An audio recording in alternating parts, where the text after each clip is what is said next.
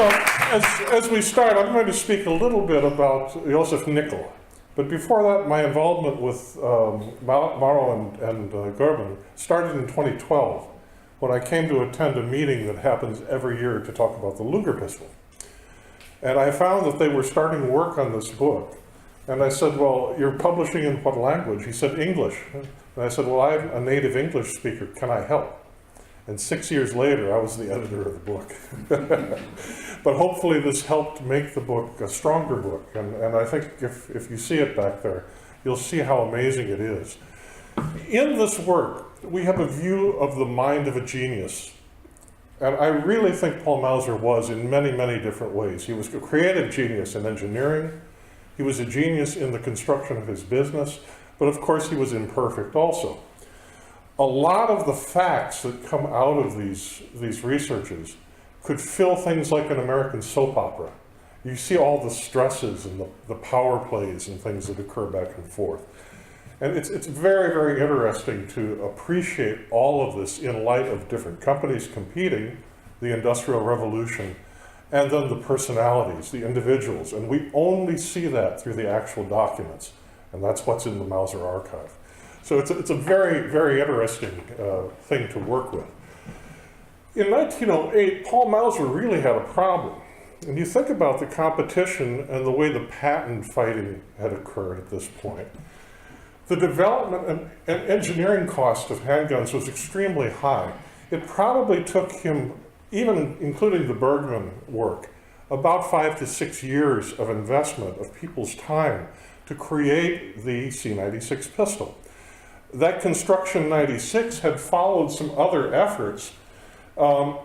He had done other guns like the C77 construction, which was a single shot you saw earlier. The Zigzag, which was a revolver attempt you saw earlier. These things had not succeeded in the market as his competitors' products had. So what he tried to do, in my knowledge, I have German relatives, and I know they don't waste anything. And that also includes ideas. So what Mauser tried to do was adopt some of the designs from semi-automatic rifles to the other things he was doing in handguns, scaling things down and making adjustments as needed to be.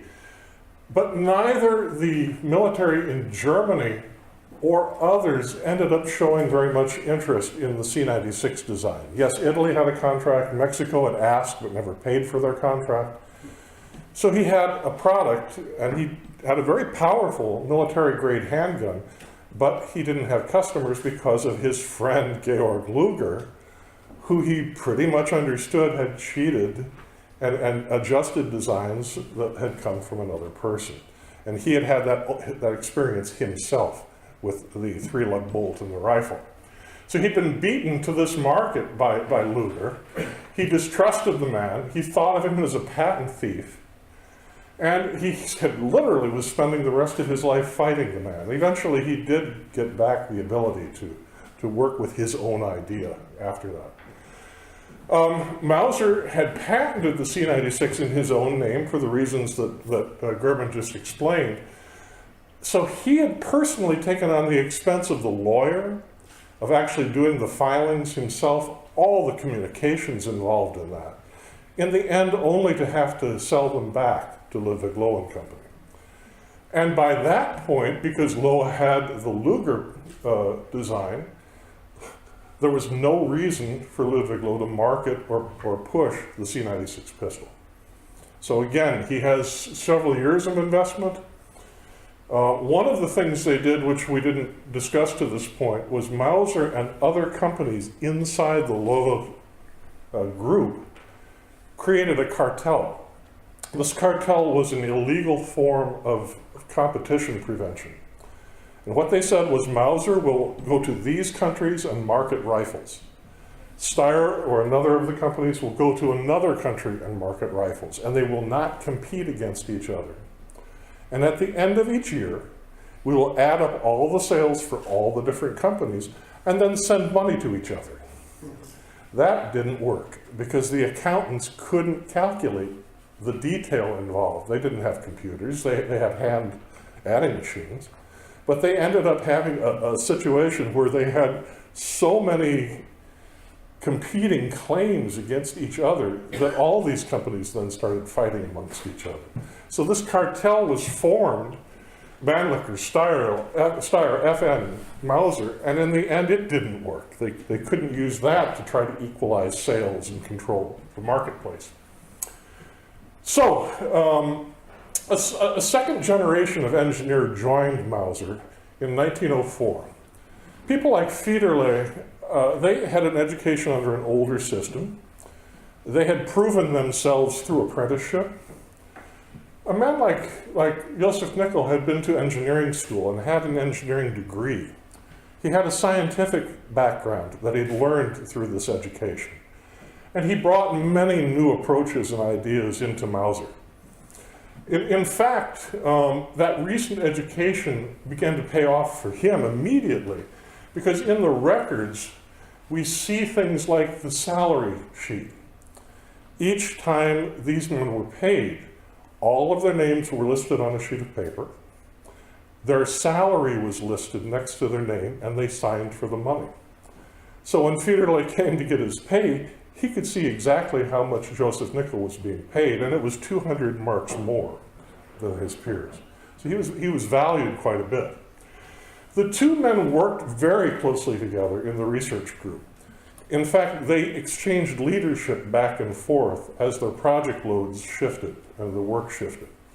So what we see is a close working relationship, and his work starting around 1910, only 6 years after he joins Mauser, in the research office, and increasingly more and more involved in the research office. So in 1896, you see all the work in the research was trying to apply the rifle mechanisms that they had already worked with and the automatic rifle mechanisms that Mauser had to a design for pistols. His early ones had been innovative. The C-77 was a very innovative design. It probably sold a small number of pistols, but it was a bunch of good ideas. The C-78 zigzag is unique still. I think only 2 or 3 other designs have ever tried to put that cylinder rotation mechanism on the outside of the cylinder. But he kept losing. The Swiss had the 1882 handgun. The Germans had their Reich revolvers in 2 different sizes and designs at least. At this point, Mauser got contracts to manufacture Reich revolvers. So you find many with the Mauser brothers' information stamped on them. He made them for Bavaria and Württemberg kingdom contracts, so he was actually providing them to 2 of the kingdoms inside Germany at the time. By 97, he had to turn his patents over to Lohe, and that ended all interest, as I said, of Lohe in marketing the C-96. The Luger, the P-08, had won. They marketed it to Switzerland. In the archives, we actually found a glass plate of the very first Luger sold in Switzerland. It's serial number 1. And that was sold recently at auction by, I think, the Julia auction house in the United States. And we were able to match up precisely, mark for mark, every piece of information between the original glass plate in 1900 and the gun as it looks today, modern gun. So the concept here was to take that investment in design and patent work and try to leverage it across many different product offerings. Design it once, scale it, make it work in all scales from powerful military cartridges to pocket pistols, and then be able to take that one group of patent ideas and spread the expense out over all those different product lines. So while Federle, who had expertise in the C-96, continued to work to enhance it and to improve the C-96, which, by the way, remained in the catalog through the Bolo in the 1930s. The one I own at home is one of the later ones. Nickl started working on this family idea. So the scaling from a very tiny 25 ACP cartridge, 6.6-inch millimeter cartridge, up to 9 millimeter, and even 45 was their design. They felt they could reach every civilian and military market with this, and the patents applying across it And Nickl was the man to do it. Of course, they weren't thinking about John Browning and some of the work he was doing here at FM already. He starts to talk about the idea around 1908.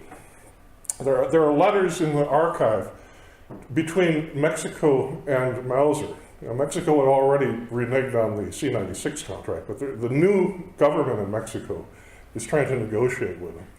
And so the Mauser people tell them, well, we're working on something new. These activities were focusing first on the C06-08, which was the refinement of the C-96, and then this blowback version 9mm gun in 1909. So in the archives, of course, we have information on the prototypes for both, but here you see a long barrel 9mm version of a prototype in 1909 of the Nickl design. They kept hope alive with some of the designs from the automatic rifle. This flapper design that's used to retard the slides action in the back is a result of that. The flapper was one of about 5 different designs that Mauser was trying to apply to semi-automatic rifles. So they scaled them down to use with handguns and handgun ammunitions. These were not lock breech handguns.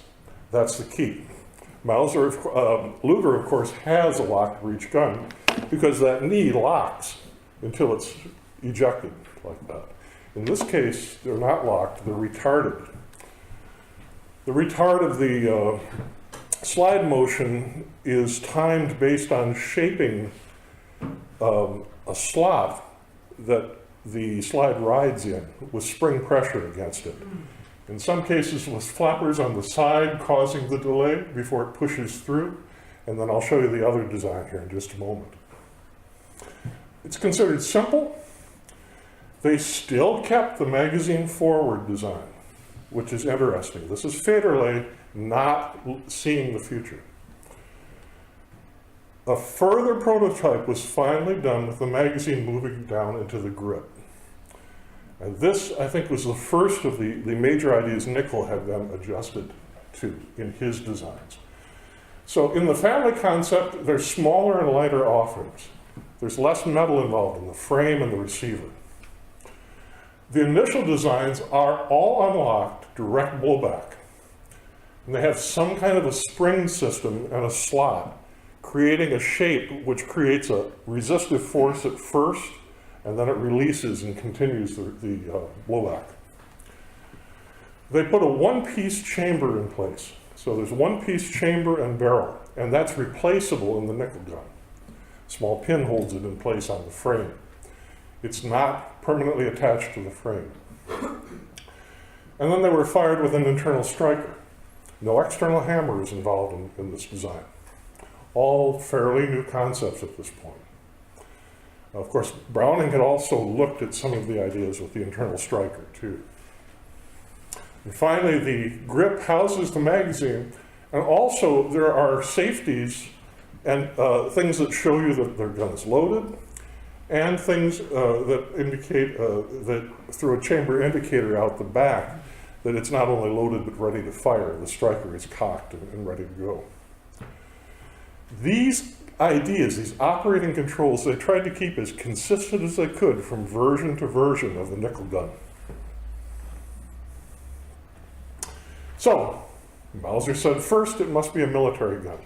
The first one you work on, I want to be a 9mm.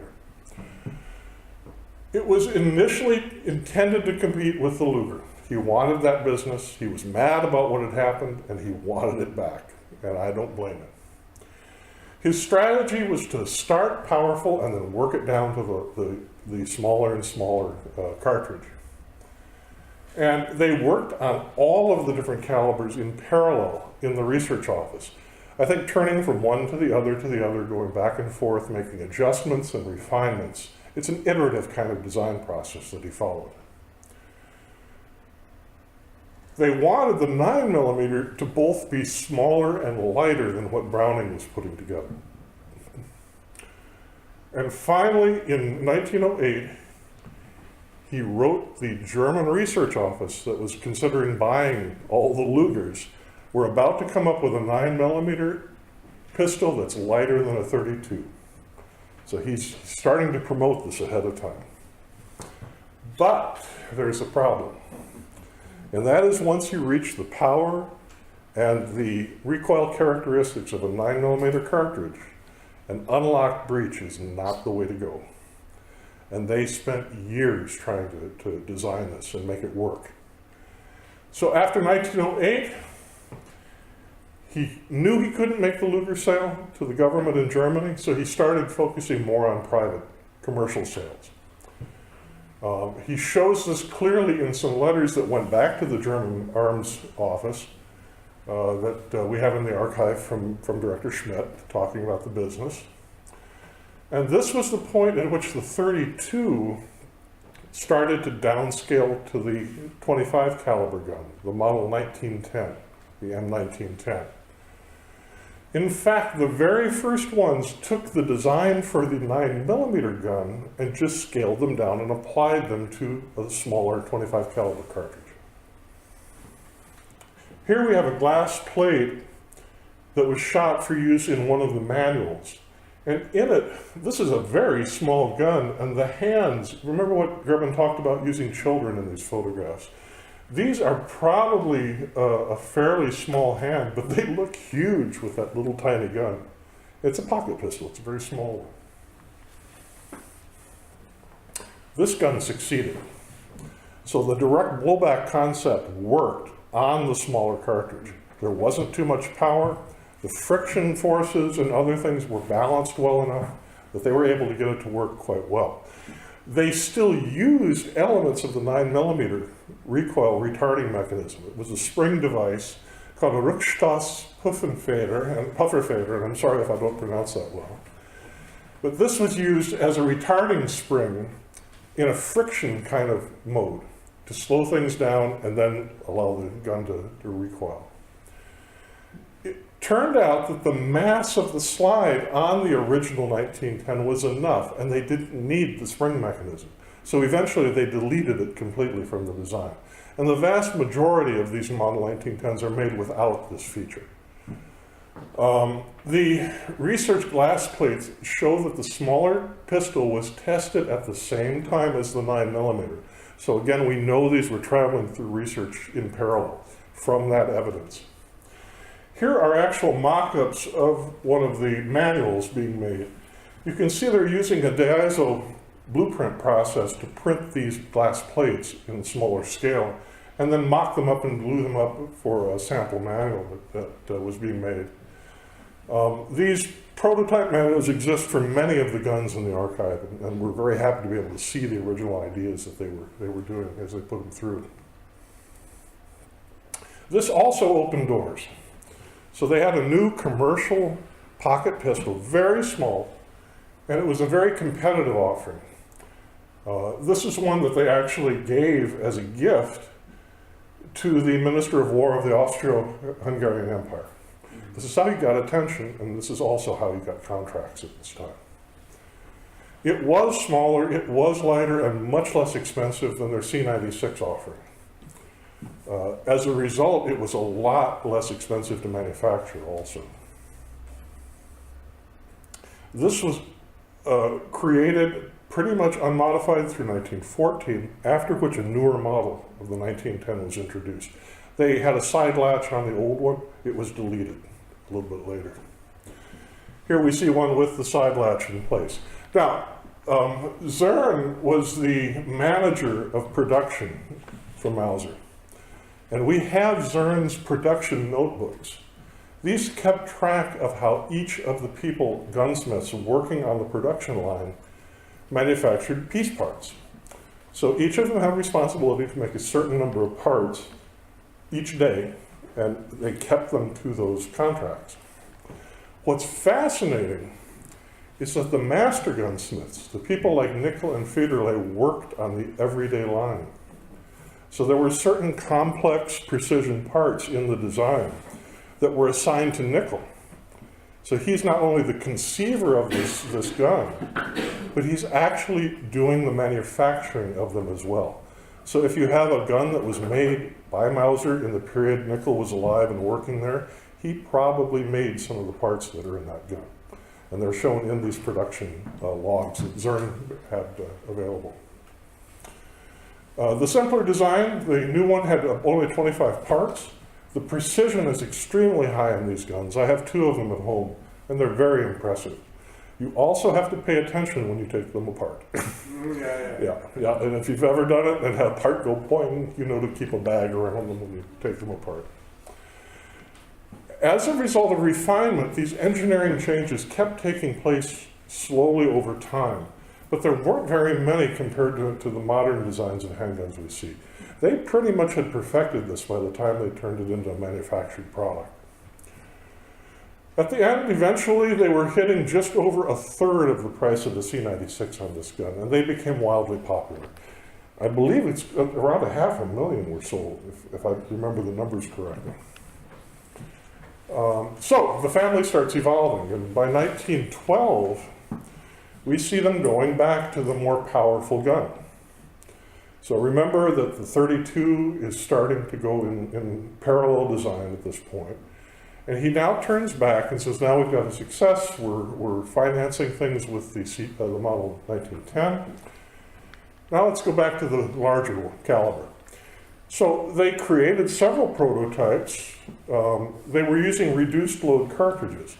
So here's a cartridge exactly the same scale as a regular 9mm parabellum cartridge, but with a reduced load to try to manage the recoil. They would try different characteristics of the powder so the recoil impulse was spread out. They did many of these prototypes, and they even scaled this up to .45 caliber and tried it there. Unfortunately, he is dealing with forces that were invisible, and they didn't have the measurement tools at the time to actually understand what was happening, both in terms of the shape of the impulses, the intensity of the impulses, and the power that was involved in the mechanisms that they were designing. It was all trial and error at this point. I believe that some of this experience was what caused Mauser to enter the business of making measurement tools, because they needed them. They needed them for their own use, and it frankly was a great market that they could sell to. So, again, the 1911 period, they didn't understand it. They had designs that were locked in the more powerful rifles in the C96, and eventually they were not successful even with reduced power in the 9mm. The wear and the operating characteristics wouldn't settle down. It wouldn't work right. They patented them, they produced them, they used the back slapper spring mechanism, and they used flat buffer springs. The little lever that's up here in this area is involved in that retarding mechanism. There's a spring tension pushing this up into the slide, and getting it out of that shaped groove is the thing that hesitates before the slide opens up and comes out of the battery. Here we even have handwritten laboratory notes by Mauser, and at this point he was used to not only putting his ideas on paper, but signing them and making sure that they were documented for legal reasons. He learned his lessons. The priorities in the family concept eventually even made him abandon this higher power version of it. His engineers weren't making success with it. He was looking into it. It wasn't succeeding. So finally, the next move is to move on beyond these prototypes. Here we see the mechanism of retarding the slide sticking up into the slide itself. It's in a machined groove with a certain shape in this gun. And here we see the old C96, C06 follow-on flapper mechanism being used to try to retard this version. And again, this didn't work either. So we finally see him start to shift over. He made a few of those. They were sold as the Army pistol. They're extremely rare today. I think 6 made it into the States. There's probably a small number here also. But after selling a few, it did not succeed in the military market in any country. He then moved on and finally went to the .32 caliber, the model 1914 that we know. This was a very successful firearm. It was another pocket pistol, slightly scaled up from the small one. And you can see the initial design of this had a much more massive area up here to give it more retardation during the initial cycle. This is called the humpback, if you've heard of the humpback version of the model 1914. So the 765 cartridge, the 32 ACP in the United States, is the cartridge of choice with this. The massive receiver was put on there for just a few thousand in 1912 and 13 period. And then this new model comes out. There's no side latch anymore. The side latch is eliminated from this area. It's not necessary on the larger one either. And they both have very similar improvements in the family. So this is the second version of the 1910 and the 1914 in larger caliber. We see a series of new model improvements over the years. The first basic design runs almost to 300,000 production and sold. Another 183,000 through 1920s. They continue to be beautifully rust blued. The finish is nice on these guns. And then later go to salt bluing. And you see a replacement of the wood with these phenolic grips that they started to use. This helped save Mauser in the post-war World War I period. It's when hard currency coming in from other countries was very important because of the inflation they were experiencing at the time in Germany. These also didn't interfere with the regulations that the Commission after World War I had put on Mauser. So they were free to make these smaller caliber firearms and sell them. We see paperwork of the American sale of these pistols from Stoiger, and they became the sole US distributor. And we see them featuring this pistol right at the top of the page on their letterhead in the United States. So even though the war had been in opposition between the United States and Germany, in post-World War I period, we see sales of these German guns in the United States very broadly. Finally, the 1934 design is a further refinement. You see the grip shape change quite a bit in the 1934 version. But they continue to make these in very large numbers. The patent markings and other things help identify the later version guns. Ultimately, the Walther designs start to displace the sale of these. These are all single action guns. They have a complex mechanism. And Walther's new PP and PPK design were both light, small, and simpler, and had double action available. And at that point, then we start finally seeing this design decline. It's also at this point that his engineer Seidel started working on the HSC, which was a direct competitor for the PP and PPK that didn't infringe on the patents that Walther had. So it's quite a revolution through this whole period. Nickl continued to believe in his designs. And so later, he added a hammer so that he had an external hammer available on this gun. You could cock it by hand now. But at this point, Mauser didn't want it. He did not have a market. He accepted the Walther designs had supplanted this. And he decided that he would let Josef Nickl do what he wanted with the design. So Nickl was allowed to take the patent work and design, and he sold it to CZ in Czechoslovakia. And you see the CZ-27 come out. And this is the last of these Walther family pistols that are there, but of course not made by Mauser. So we see into the mind of a second genius. And I think one of the real genius of Mauser was that he surrounded himself with people of genius. It must have been a very exciting place to work.